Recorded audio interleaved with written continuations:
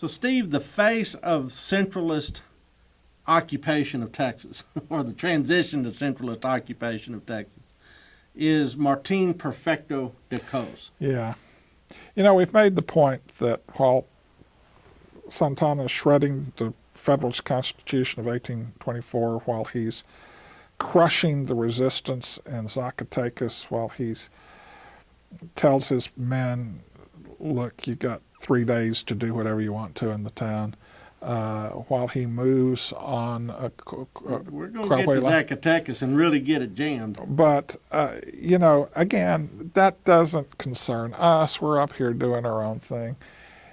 It's not till their ox gets gored, their own ox gets gored, and the first one to really threaten Texian hegemony is Martin Perfecto de Cos. Santa Anna's brother-in-law? He is not. That is so we can put that to bed. That is a persistent canard in Texas history that seems to get started in Mary Austin Holly's book that's published in the summer of 1836, and it has been one of those things that has been repeated ever since. But my late friend Jack Jackson, in his book on Almonte, proves pretty conclusively that he was not Santana's brother-in-law. So, he may have been a relative, but he was not his brother-in-law. Okay, so Cos is in Bear, and he's issuing proclamations, one of which is, bring in your cannons.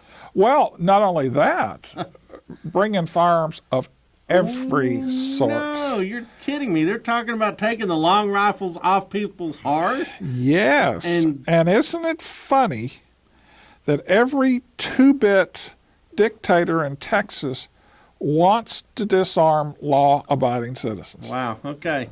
So the cannon is sitting out there in that's part of the program. Okay. And once Cos arrives in Texas, he begins issuing all of these manifestos.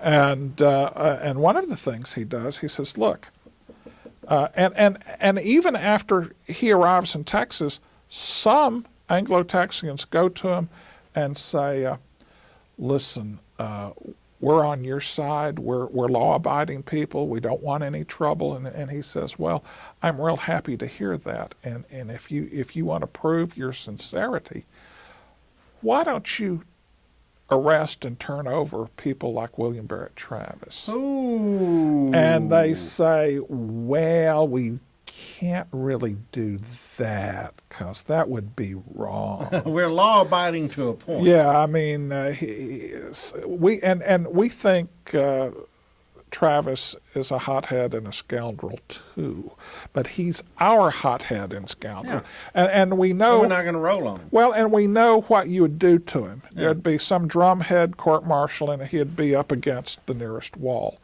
And Cos said, well, yeah. Yeah, what's your point? What's your point? Yeah. But so this is the climate in Texas. Now, and again, what else happens in the summer of 1835? Austin's coming back. He's so all of this is happening at the same time. So and so like the peace party disappears almost overnight. So by the early fall, by September, Texas is a powder keg.